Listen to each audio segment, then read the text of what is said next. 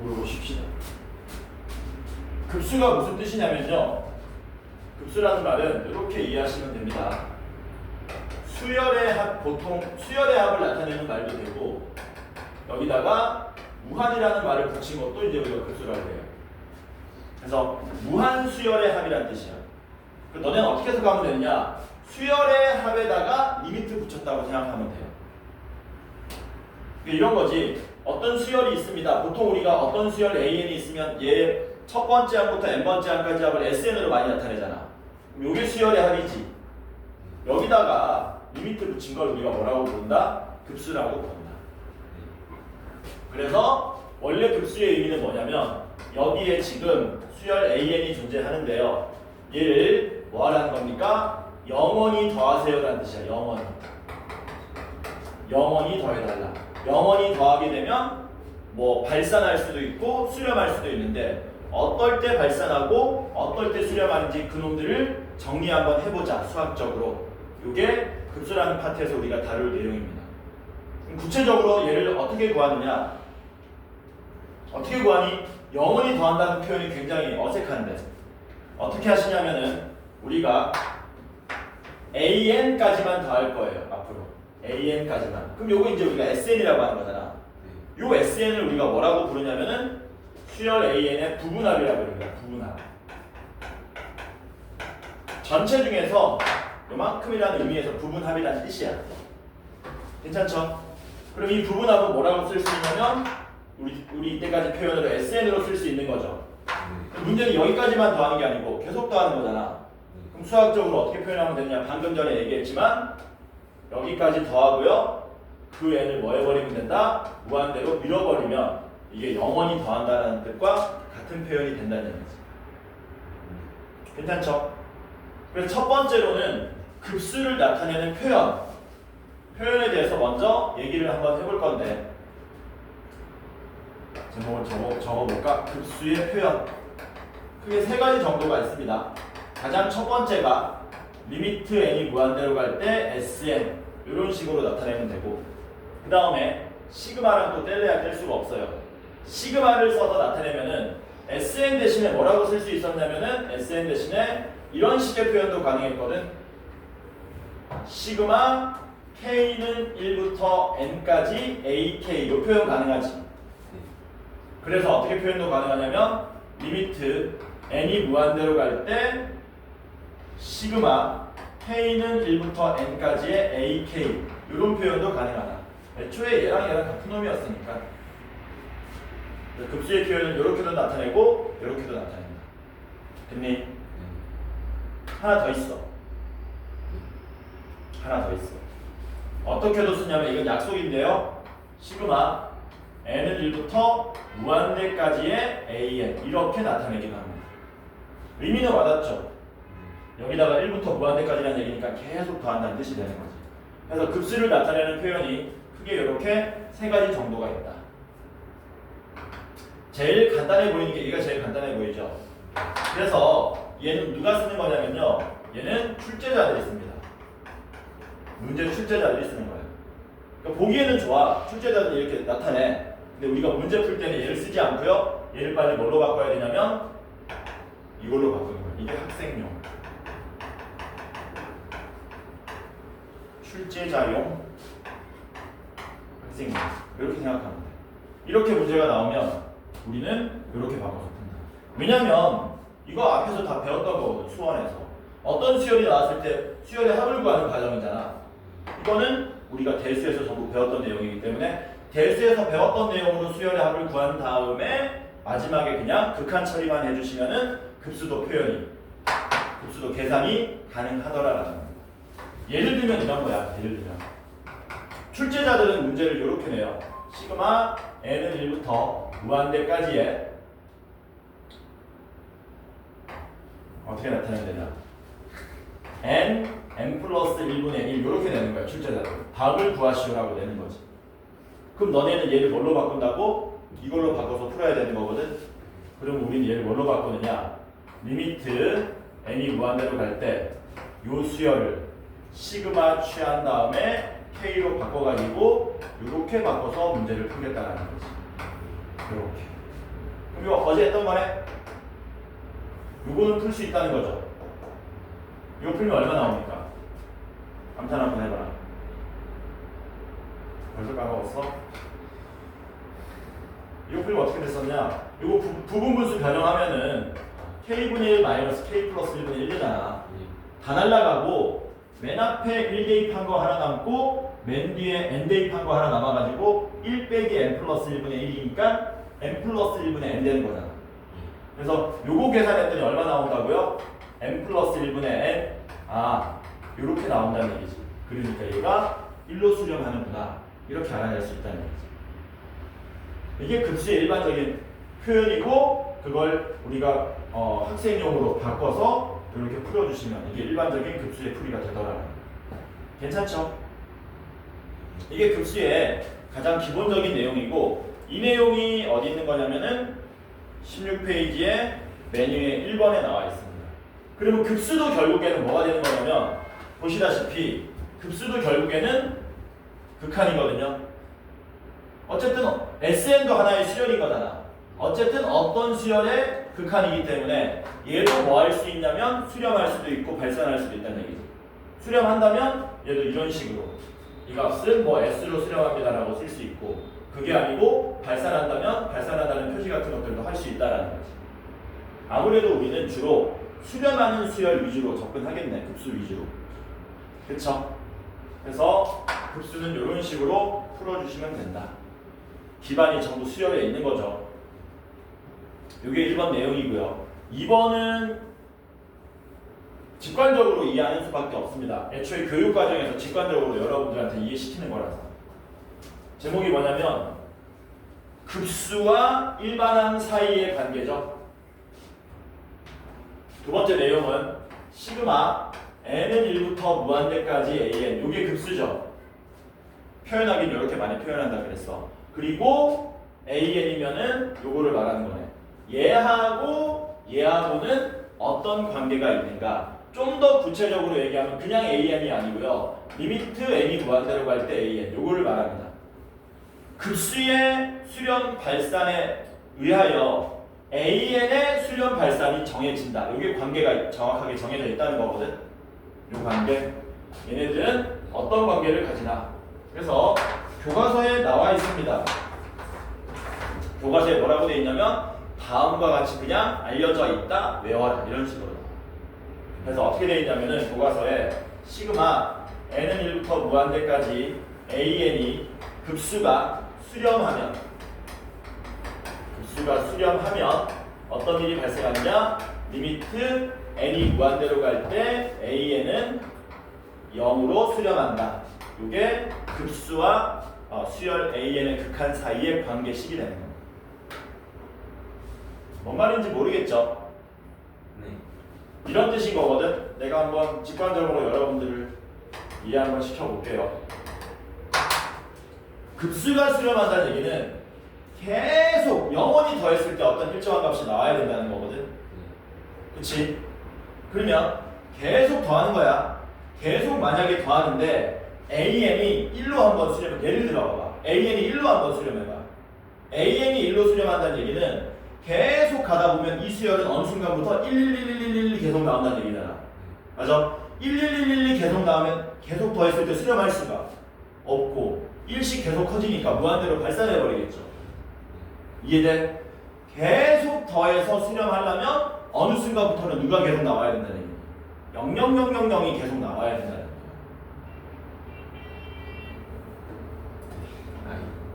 이해돼? 그래서 교과서에서 어쩔 수 없어요. 고등학교 과정에서는 이런 식으로 해결하고 넘어가는 수밖에 없습니다. 그래서 어떤 수열이 급수가 수렴하면 그 수열의 일반항의 극한은 반드시 0으로 수렴해야 돼. 이걸로 시험 문제 엄청 많이 나와요. 내신이든 그 다음에 수능 문제든. 이 명제는 여러분들이 외워야 되는 명제지. 되냐? 됐지? 그러나 역은 성립하지 않습니다. 뭐라고요? 그러나 역은 성립하지 않는다. an 극한이 0이라 그래서 그 급수가 항상 수렴하는 건 아니다. 수렴할 수도 있고 수렴하지 않을 수도 있다. 미쳐버리겠죠. A 그러면 발레를 하나 들어봐야 되겠네. 발레 한번 들어볼게요 제가. 뭘로 한번 들어볼까? 이걸로 한번 들어보자. 발레 AN을 제가 루트 n 더하기 루트 n 플러스 1분의 1로 한번 잡아볼게요. 자 그러면 리미트 n이 무한대로 갈 때 AN은 얼마가 나옵니까? 이거 극한값?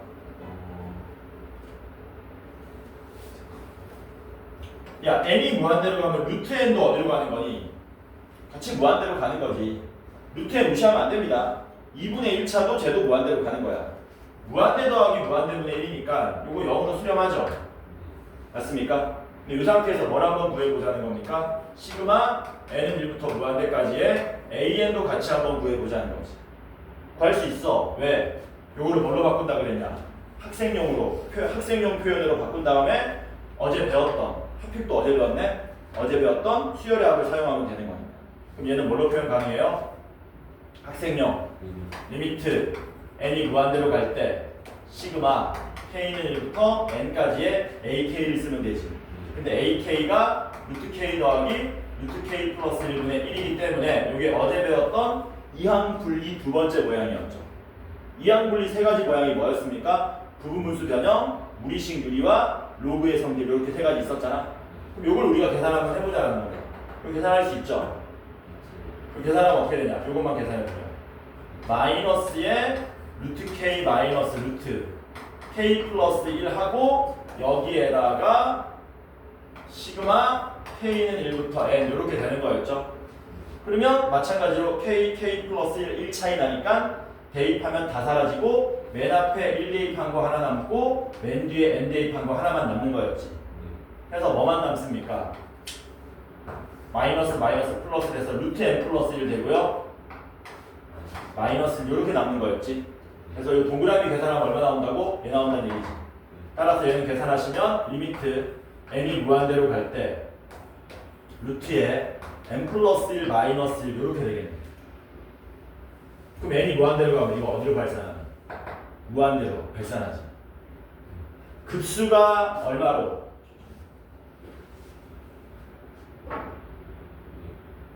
급수 어딨어? 급수 계산해야 되는데? 미안합니다. 아니다. 제대로 계산했다. 우리가 지금 밝히려고 하는 게 AN 극한은 빵인데 급수가 수렴하지 않는 걸 밝히는 거였잖아. 그리고 AN 극한 빵이었잖아요.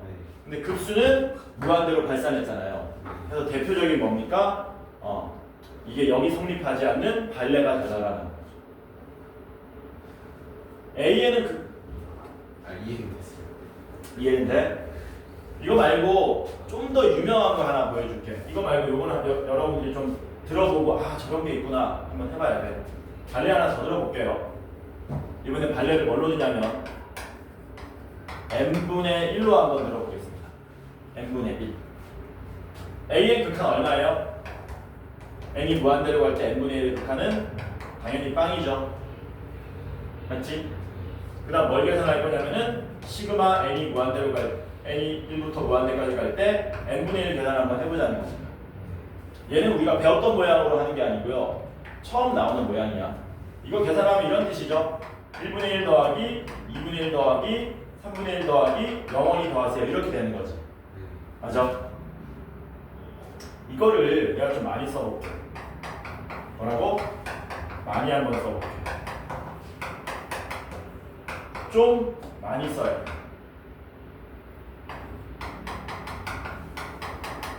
되게 유명한 거고 이거 끝난 다음에 다시 이거에 대한 이야기를 좀 다시 할 겁니다.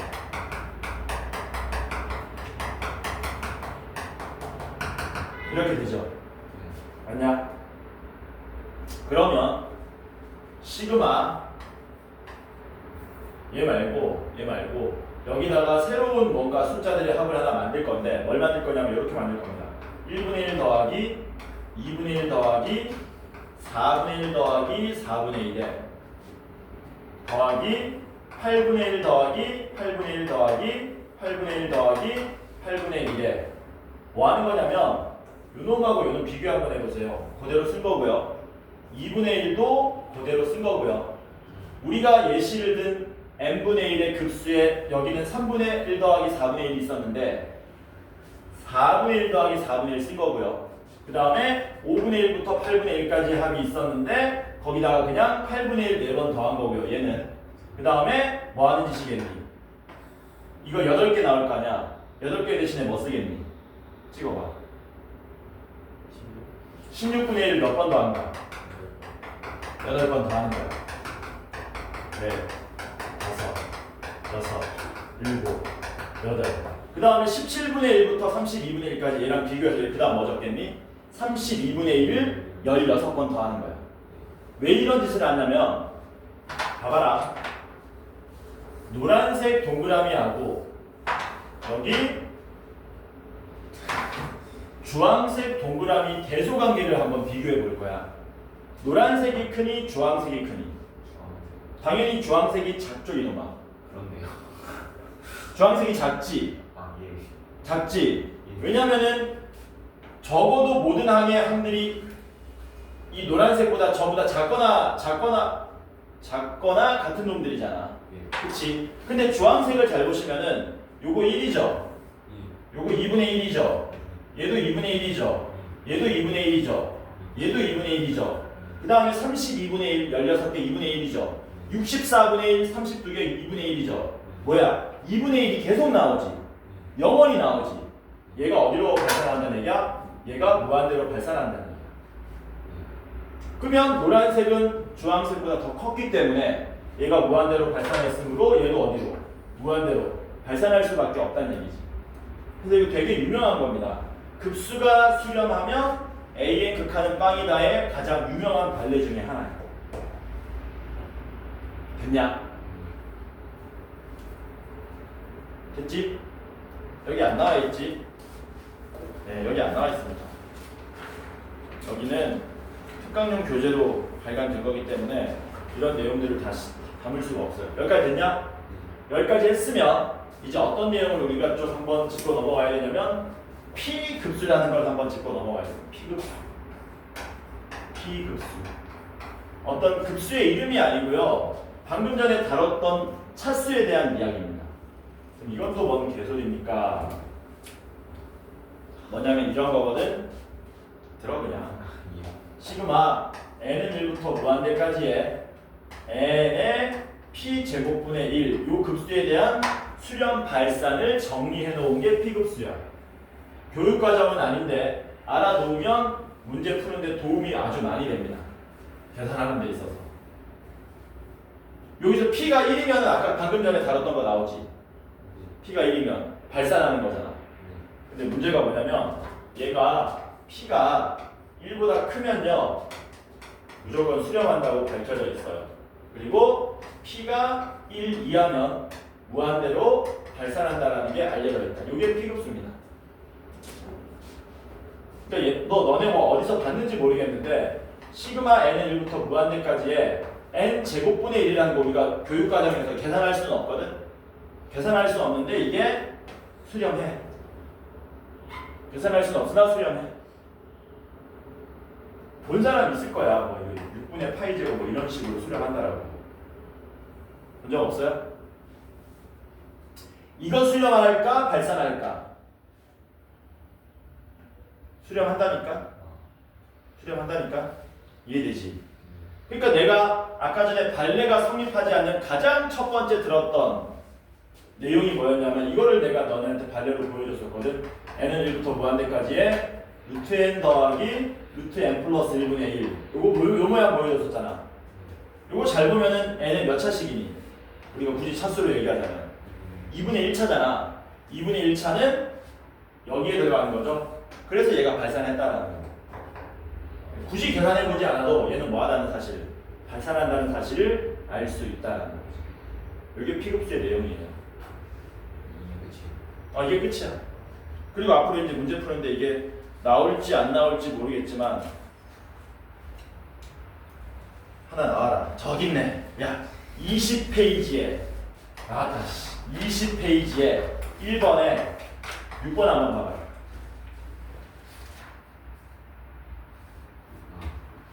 보이지? 20페이지 1번에 6번. 루트 더하기 루트분의 2의 급수죠. 물론 우리는 이거 계산할 수 있습니다. 뭘 이용해서 학생용으로 바꾸고 그 다음에 대수 시간에 배웠던 수열의 기준으로 이거 이항 분리 모양으로 바꾸면 되는데 해보나마나 뭐 나올 거란 얘기야? 발산 나올 거란 얘기지. 왜? P급수에 의해서. 이해되죠? 뭔 말인지? 4번 같은 건 수렴하겠니? 발산하겠니? 분모의 최고차항이 2차죠. 그러니까 P급수에 의해서 수렴할 거고 이건 우리가 계산할 수 있는 형태로 분모가 아마 인수분해 돼가지고 뭐 되겠니? 또 이항 분리 모양으로 부분분수 변형으로 계산된다라는 거지. 이해되죠? 그래서 6번 같은 것 때문에 P급수 쓰면 굉장히 좋다라는 겁니다. 당연히 발산하는 거 아니야 이렇게 된다는 얘기지. 그래서 여기까지가 급수의 개념하고 급수와 일반항 사이의 관계였고 급수의 성질도 봅시다. 급수의 성질 1분이면 돼요. 뭐라고? 급수의 성질 1분이면 된다. 급수의 성질 1분이면 된다는 게 뭔 말이냐면 시그마 n은 1부터 무한대까지의 an이 알파로 수렴하고요. 시그마 n은 1부터 무한대까지의 bn이 베타로 수렴한다면 수렴한다면이 무조건 전제야. 수렴 안 하면 안 돼. 수렴하면 우리가 개수 시간에 배웠던 시그마의 일반적인 성질하고 다 똑같습니다. 근데 시그마 일반적인 성질을 모르죠. 시그마 일반적인 성질이 뭐였냐? 시그마 k는 1부터 n까지의 ak 더하기 bk는 뭘로? 쪼갤 수 있다라고 배웠죠? 왜 쪼갤 수 있냐면 애초에 시그마가 무슨 기호입니까? 시그마가 이거 그리스어로 대문자 S를 뜻하는 거야. 얘는 서메이션의 앞글자를 딴 거고 합의 기호거든. 합의 기호이기 때문에 합은 쪼갤 수 있고요. 합이 쪼개지면은 같은 종족인 마이너스도 쪼개진다라는 거죠. 이게 시그마의 가장 첫 번째 성질이었지. 그렇기 때문에 뭐가 가능하냐면 시그마 n은 1부터 무한대까지의 an 더하기 bn 얘도 뭐 할 수 있다고요? 쪼갤 수 있습니다. 빨리 쪼갤 수 있습니다. 이게 시그마의 수렴하는 급수의 기본적인 성질. 두 번째는 뭐 있었니? 대수 시간에 어제 하려다가 말았는데 k는 1부터 n까지의 c 곱하기 ak 이런 거 있었죠? 시그마 내부의 변수 k와 상관없는 애들은 무조건 무슨 취급하기 때문에 상수 취급하는 거기 때문에 그 c자가 앞에 곱하기로 빠져나올 수 있었죠. 이런 거 있었는데 기억나니?